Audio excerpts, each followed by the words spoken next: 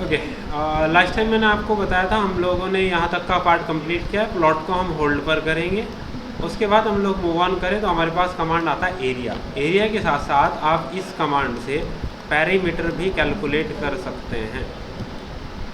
Perimeter किसे कहते हैं? अगर हमारे पास कोई एक रेक्टेंगल है, उसकी लेंथ है l, उसकी ब्रेथ है b, अगर आप एरिया निकालते हैं तो l इंटू बी से आता है। अगर आप पैरीमीटर निकालते हैं तो twice of l plus B से आता है। पैरीमीटर को अगर हम सिंपल लैंग्वेज में समझना चाहते हैं, पैरीमीटर हम कहते हैं सारी बाउंड्री की टोटल कर दीजिए।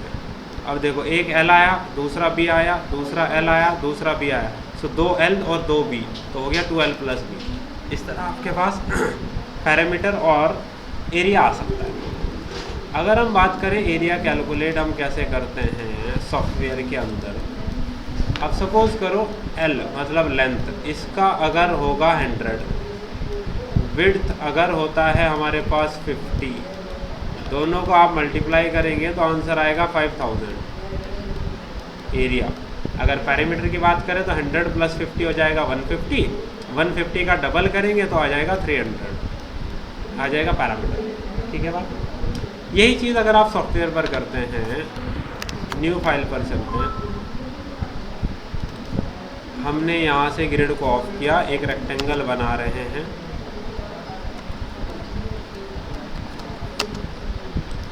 रेक्टेंगल है हमारे पास 100 बाई 50, ये एक रेक्टेंगल बना। हमें इसका एरिया या पैरामीटर निकालना है। डबल ए डबल एंटर जाके इस बाउंड्री को सेलेक्ट किया, नीचे एरिया आ गया 5000, पैरामीटर आ गया 300। सही आई वैल्यूज़? ठीक है, ये तो हम मैनुअली भी कर सकते हैं, सॉफ्टवेयर पे भी कर सकते हैं, बट मेन इम्पॉर्टेंट पार्ट ये है, अगर आपको बोला जाए कि आपको एरिया निकालना है किसी कॉम्प्लेक्स शेप का, जैसे फॉर एन एग्ज़ाम्पल आपसे बोल दिया जाए आपको स्टार का एरिया निकालना है, अब आपको थोड़ा ज़्यादा माथापच्ची करनी पड़ेगी, फॉर्मूलाज लगाने पड़ेंगे, तब जा कर के कहीं आप इसका एरिया निकाल पाएंगे। लेकिन सॉफ्टवेयर आपको ये फ्लेक्सिबिलिटी देता है कि आप क्या करिए, आप इसको पॉलीलाइन में कन्वर्ट कर दीजिए। पॉलीलाइन में कन्वर्ट करने के लिए आपने पढ़ा है ज्वाइन कर दीजिए, जे एंटर, सबको सेलेक्ट करिए, एंटर करिए, तो ये क्या होता है, एक पॉलीलाइन में चेंज हो जाता है। कोई भी पॉलीलाइन ऑब्जेक्ट है, क्योंकि रेक्टेंगल जब हमने बनाया रेक्टेंगल कमांड से, वो ऑलरेडी पॉलीलाइन होता है, यहाँ हमें पॉलीलाइन बनाना पड़ा। अब आपने किया डबल ए डबल एंटर, जाके आप ऑब्जेक्ट को जैसे ही सेलेक्ट करेंगे, नीचे बता रहा है वो एरिया ये है, पैरामीटर ये है, अपने आप उसने कैलकुलेट करके बता दिया। अब इसका मतलब ये है, ये 12 एजेस है, देखो 1 2 3 4 5 6, आधे में 6 हैं तो टोटल 12, एक की लेंथ है 30, तो 12 3 36, तो टोटल 360, वही आपको पैरामीटर मिल रहा है।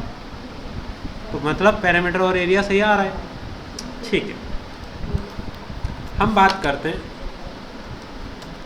मेरे पास पहले वाला है 100 बाई 50 का रेक्टेंगल, आपको पता है एरिया कितना होगा, 5000। अब मैंने बोला कि अपने पास एक सर्कल है रेडियस 7 का या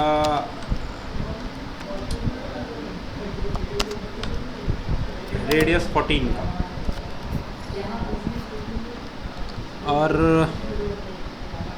अगर मैं इसका एरिया निकलवाऊँ आपको, पहले एरिया कितना आ रहा है, 615.7522 यार है। मैंने बोला कि हमने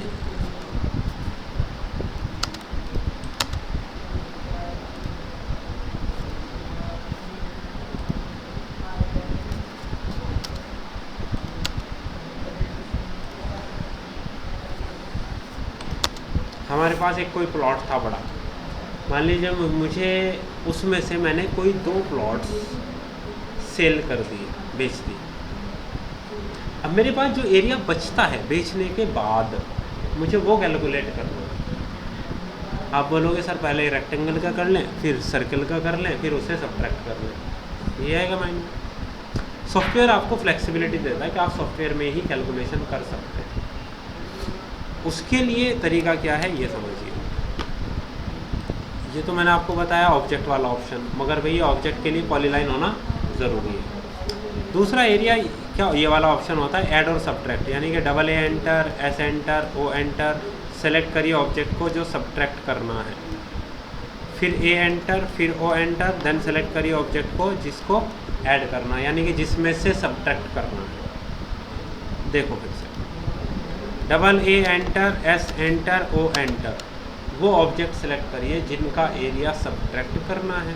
वो कौन सा है? सर्कल। मैंने सेलेक्ट किया, पहला ये सर्कल है, दूसरा ये सर्कल है, एंटर किया, फिर ए एंटर किया, फिर ओ एंटर किया। अब ऑब्जेक्ट वो सेलेक्ट करना है जिसमें से सब्ट्रैक्ट करना है। जैसे ही मैं क्लिक करूँगा नीचे आएगा टोटल एरिया 3768.4957, ये एरिया आया। किस में से घटा? 5000 में से। एरिया जब हमने कैलकुलेट किया था एक ऑब्जेक्ट का कितना आ रहा था? 615.7522, यानी कि अगर मैं इस एरिया को कॉपी करूँ, ये तो एक सर्कल का है,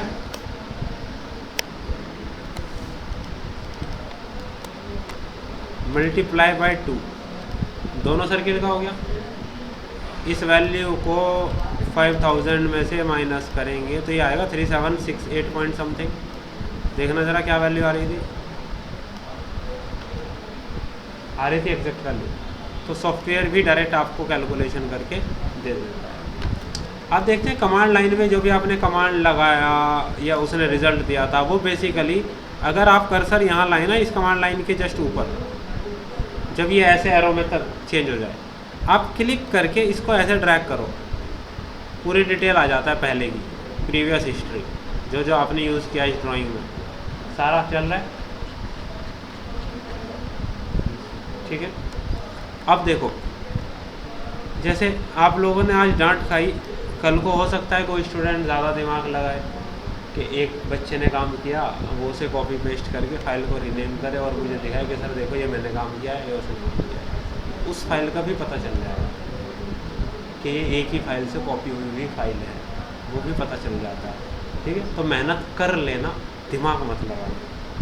चलो, ये एरिया निकालना आ जाएगा, यानी कि एक एरिया में से दूसरे एरियाज़ को सब्ट्रैक्ट अगर करना है तो वो भी आप कर सकते हैं। ये है एरिया एंड पैरामीटर। ठीक है, मैंने पहले ही बता दिया क्योंकि हाव भाव से पता चल जाता है ना कि हम क्या कर सकते हैं। उसके बाद कमांड आता है लिस्ट। अब देखो लिस्ट क्या है। लिस्ट कमांड को यूज़ करके भी आप किसी का एरिया पता कर सकते हैं जो आपने एरिया कमांड से निकाला था, या और भी डिटेल, जैसे कॉर्नर्स के कोऑर्डिनेट्स वैल्यूज़ जो हमने अलग से पढ़ा था ना, कुछ कमांड्स। मैंने आपको एक आईडी कमांड पढ़ाया था जब डायमेंशंस के बारे में पढ़ा था, या अभी हमने एरिया के बारे में पढ़ा, कुछ चीज़ें हमने प्रॉपर्टीज़ में देखी थी। तो वो सारी चीज़ों का मिक्सचर है लिस्ट। लिस्ट उस ऑब्जेक्ट की सारी डिटेल आपको दे देता है जिस ऑब्जेक्ट को आप सेलेक्ट करते हैं। जैसे फॉर एग्जांपल मैं एक रेक्टेंगल बना रहा हूँ, पहला कॉर्नर है 0,0 पे, दूसरा कॉर्नर है 100,50 पे। एक कॉर्नर बन गई, एक रेक्टेंगल बना है जिसका लेंथ है 100, विड्थ है 50। ठीक है, और DIM प्रेस तो नहीं कर रहे हो, 100/50 है जी, ये आ गया 100/50। तो एरिया भी आपको पता है 5000 एरिया होगा, और अगर आप पैरामीटर देखेंगे तो दैट इज़ 300। अगर हम क्वाड्रेंट्स की बात करें तो देखो ये वाला है 0,0, ये वाला है 100,0, ये वाला है 100,50, ये वाला है 0,50। चारों क्वाड्रेंट डायमेंशंस के अकॉर्डिंग आ गए, क्योंकि ये वाला कॉर्नर 0 पे रखा है इसलिए। अगर आपको चेक करना है तो आपको पता है कि ID एंटर करते हैं, कॉर्नर पे जाके क्लिक करते हैं, उसका कोऑर्डिनेट आता है, x की वैल्यू 100, y की वैल्यू 50। ये हमने पढ़ा था पहले भी। लेकिन अब मैं बात करूँ, एक ही बार सारा रिजल्ट मुझे चाहिए, तो मैंने बोला लिस्ट एंटर। मैंने जाके ऑब्जेक्ट को सिलेक्ट किया, एंटर कर दिया। देखो इसने बताया भैया ये एक ऑब्जेक्ट है, एक पॉलीलाइन है जो लेयर 0 में बना है, क्लोज है, कांस्टेंट विड्थ है, एरिया इतना है, पैरामीटर इतना है, और 4 क्वाड्रेंट हैं, एक है 0,0, एक है 100,0, एक है 100,50, एक है 0,50। यानी कि पूरा लिस्ट निकाल के दे दिया। आजकल होता है ना, किसी के बारे में पता करना है, जाके गूगल पे लिखो, उसके साथ फेसबुक अकाउंट, इंस्टाग्राम अकाउंट, पूरा चिट्ठा आ गया एक साथ। वही चीज़ है, पूरी लिस्ट आपके पास आ जाएगी। इस तरीके से आप डिटेल्स को क्या कर सकते हैं, निकाल सकते हैं किसी भी ऑब्जेक्ट की। इसलिए आपको कमांड दिया गया लिस्ट, ऑब्जेक्ट की कंप्लीट लिस्ट के लिए। उसके बाद हमारे पास एक कमांड आता है दैट इज कॉल्ड लिमिट। अब जैसे क्या होता है, जब बच्चे कहना मानना छोड़ देते हैं तो पेरेंट्स क्या करते हैं, सख्ती शुरू कर देते हैं, एक लिमिट लगानी शुरू कर देते हैं। इतने टाइम तक बाहर क्यों हो, कहाँ रह गए, अभी तक क्यों नहीं आए, दैट इज़ अ लिमिट। अब आप कोई ड्राइंग बना रहे हो, अभी क्या होता है, आप रैंडम काम करने लग जाते हैं। ड्राइंग ओपन करते हैं, जहाँ से मन किया वहाँ से शुरुआत कर दी। अगर आप पे लिमिट लगा दी जाए कि नहीं, आपके पास केवल एक A4 पेपर है, आपको काम ड्राइंग बनानी है, अब आप A4 पेपर से बाहर नहीं जा सकते ना, बाहर जाओगे तो वो इस पर बनेगा ही नहीं। सेम इसी तरह आप ऑटोकैड पर भी लिमिट लगा सकते हैं। अब लिमिट तो लगा दी, लेकिन आप मान नहीं रहे। घर वाले डांटते तो रहते हैं, मगर हम मानते भी हैं और कभी मानते भी नहीं है, दोनों तरह की चीज़ें। जब हम लिमिट अप्लाई करते हैं, लिमिट का इनेबल होना भी ज़रूरी है, यानी कि ऑन होना भी ज़रूरी है। अगर लिमिट लगाया तो है लेकिन वो ऑन नहीं किया तो उसका कोई फ़ायदा नहीं है। ठीक है, देखो अगर काम नहीं करके लाओगे, मेरे से इनडायरेक्टली इसी तरह डांट खाते रहोगे बातों बातों में, ठीक है, तो काम कर लिया करो, बेकार में मूड मेरा भी मत ख़राब किया करो। लिमिट्स हम लगाने हैं तो LIM एंटर, लिमिट्स लगा। अब नीचे की तरफ आप ध्यान दें, ये पूछ रहा है left corner, lower left corner के क्वाड्रेंट बताइए। मैंने बोला 0,0। अब पूछ रहा है अपर राइट कॉर्नर के क्वाड्रेंट। अगर A4 पेपर है, इसका साइज़ क्या होगा, याद करिए पहला या दूसरा लेक्चर मैंने A4 साइज़ के बारे में बात की होगी, मेरे ख्याल से बोर्ड पर मैंने साइजेस भी लिखे थे, जहाँ तक मुझे याद आ रहा। बस सर हम नहीं पढ़ रहे। ये 210, ये 297। मैं कह तो रहा हूँ, सही कह रहा हूँ, तुम लोग नाक कटवाओगे। 210, 297, एक्स में 210 और वाई में 297। अगर पेपर को आप ऐसे कंसीडर करेंगे, एक्स ही है ना हॉरिजॉन्टल वाला, अगर पेपर को आप ऐसे कंसीडर करेंगे तो ये पहला वाला 297 हो जाएगा, ये वाला 210 हो जाएगा। तो डिपेंड करेगा पोर्ट्रेट चाहिए या लैंडस्केप चाहिए। इस चीज़ को बोलते हैं पोर्ट्रेट, इस चीज़ को बोलते हैं लैंडस्केप। ठीक है ना, मैंने 210/297 लिमिट लगा दी। लिमिट लगाने के बाद मैंने बोला यार मुझे एक रेक्टेंगल बनाना है, मैं बनाने के लिए गया, मैं बना रहा हूँ, बन गया, मैं यहाँ गया, बन गया, फिर तो लिमिट लगी ही नहीं। इसका मतलब आपके माइंड में ही आएगा, लेकिन लिमिट लगाया है आपने, लिमिट ऑन नहीं है। जब आप लिमिट लगाते हैं LIM एंटर, तो देखो यहाँ एक ऑन ऑफ का भी ऑप्शन है ना, इसे ऑन करो। अब ऑन हो गई। अब देखो अगर मैं यहाँ काम करना चाह रहा हूँ, कर ही नहीं पा रहा हूँ। हाँ, अगर मैं यहाँ आऊँ ओरिजिन के आसपास, यहाँ जाऊँ, काम हो रहा है, लेकिन एक लिमिट से बाहर इधर जाऊँगा, मैं क्लिक नहीं कर पाऊँगा, क्योंकि आप लेफ़्ट साइड नहीं जा सकते। आपके पास जो एरिया है वो A4 साइज़ का ऐसे है, तो इससे लेफ़्ट नहीं जा सकते, इससे नीचे नहीं जा सकते। आप नीचे भी अगर मूव ऑन करेंगे, यहाँ भी क्लिक नहीं कर पाएंगे। तो लिमिट लगा दी गई आपको, अब आप काम नहीं कर पा रहे।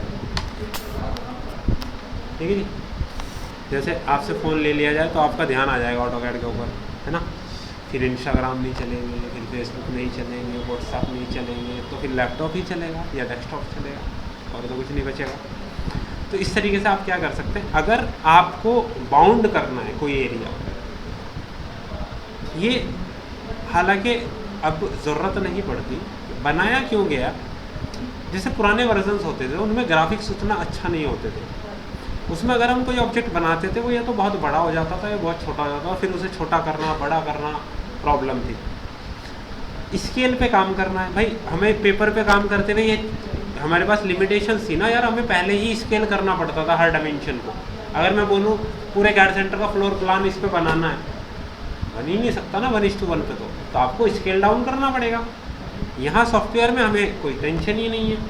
हाँ, बाद में जब उस मॉडल को लेआउट पर लेकर जाएंगे वहाँ ऑब्वियसली हम अपना स्केल डिफाइन करना सीख जाएंगे। अभी ज़रूरत नहीं है, इसलिए हम लोग लिमिट्स को ज़्यादा यूज़ नहीं करते। मैं इसे वापस से ऑफ कर देता हूँ। कंसेप्ट समझना था आपको कि लिमिट अगर अप्लाई करना पड़ता है। कुछ लोग जो पुराने यूज़र्स हैं ना ऑटोकैड के, वो लोग आज भी लिमिट्स को बहुत ज़्यादा यूज़ करते हैं, क्योंकि एक एडिक्शन की बात है। आपने जब शुरुआत की किसी चीज़ को, किसी स्किल को गेन करने की, आपने किस तरह की, ये सबसे ज़्यादा इम्पॉर्टेंट होता है। तो ये लिमिट्स का यूज़ है, बेसिकली अपने वर्क पर लिमिट सेट कर देना। प्लानिंग का पार्ट बाद की बात है। नीचे की तरफ और आते हैं। परमानेंट ब्लॉक हम लोग डिस्कस कर चुके हैं। डायनामिक ब्लॉक की बात बाद में करेंगे। यहाँ आ जाते हैं डोनट। अब डोनट खाया है कभी? खाया होगा ना? कैसा होता है? एक बीच में होल होता है और आउटर डायमीटर, यानी कि दो तरह के डायमीटर होंगे। एक तो बीच में होगा सेंटर में होल का, और एक बाहर वाला डायमीटर। तो दो चीज़ें पूछेगा वो। देखो डोनट, DONT, नीचे पढ़ो। वो कह रहा है इनसाइड डायमीटर बताइए। मैंने बोला इनसाइड डायमीटर है 4। पूछ रहा है आउटसाइड का डायमीटर, मैंने बोला 10। तो देखो डोनट तैयार।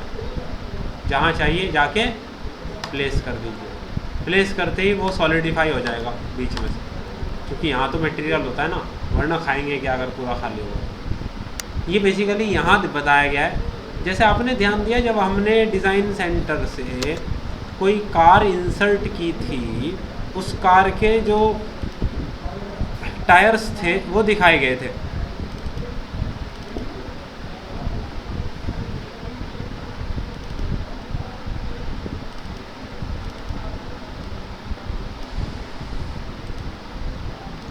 देखो टायर्स दिखाए गए हैं, ये डोनट से बने हुए हैं। या बोल्ट में, मैकेनिकल टर्म से बात करें, बोल्ट में एक वॉशर डलती है।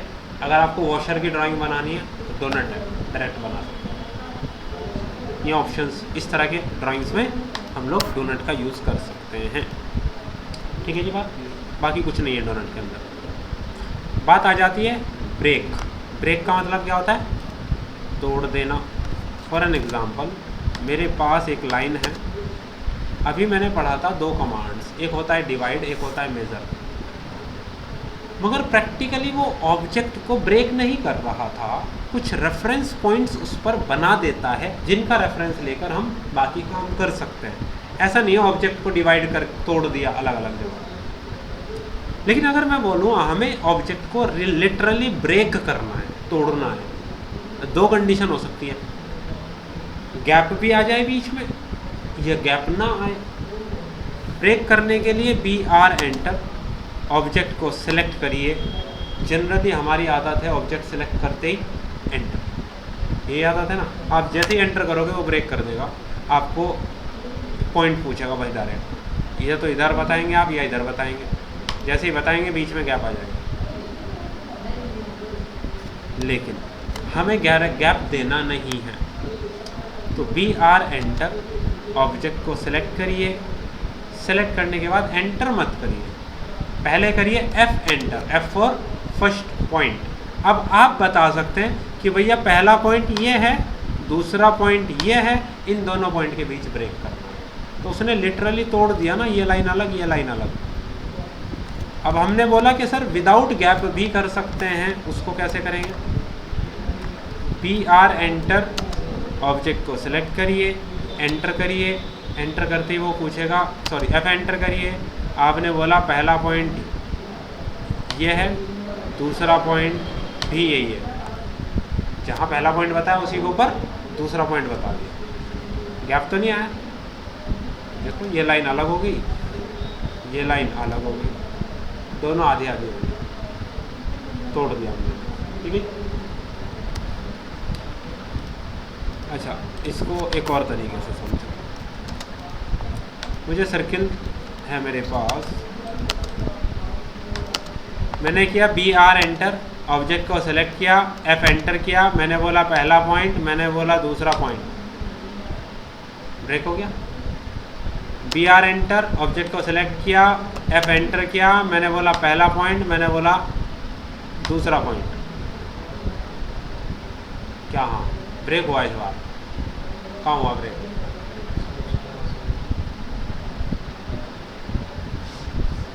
दोनों पॉइंट के बीच ब्रेक हुआ क्या? कहाँ हुआ है?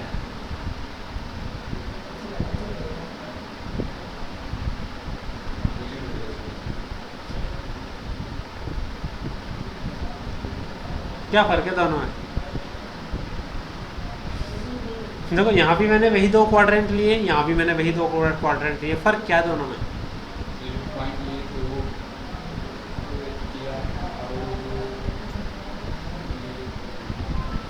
अपने आप को बता रहे हो, मुझे बता रहे हो?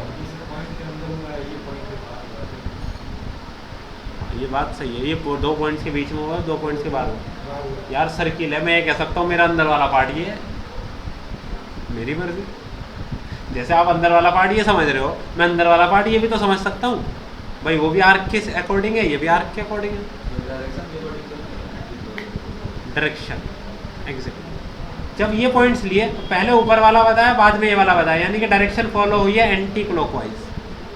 जब ये बताया मैंने डायरेक्शन फॉलो की क्लॉकवाइज, पहले ये वाला पॉइंट, बाद में ऊपर वाला पॉइंट। फिर से ध्यान दो, पी आर एंटर, ऑब्जेक्ट को सिलेक्ट करिए, एफ एंटर, मैंने बोला पहला पॉइंट ये है, दूसरा पॉइंट ये है, तो मैं चला हूँ एंटी क्लॉकवाइज, तो ब्रेक कर दिया।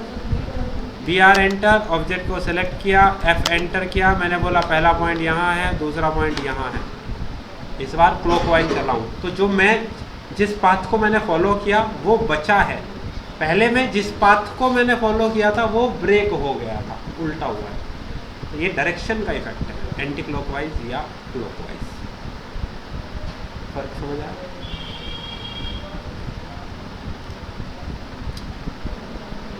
I think more than enough है आज के लिए, इतना काम आप करिए, सॉरी यहाँ तक का काम। कल को फिर एक और बड़ी सी कमांड आ जाएगी, that is hatch and gradient. Hatch करना, ग्रेडियंट करना, टेबल बनाना, रिवीजन क्लाउड करना, अब हैच ही चल रहा है यहाँ तक। ब्लेंड भी कल कवर अप कर लेंगे बड़े आराम से। ग्रुप अनग्रुप और कंस्ट्रेंट की बात बाद में आएगी।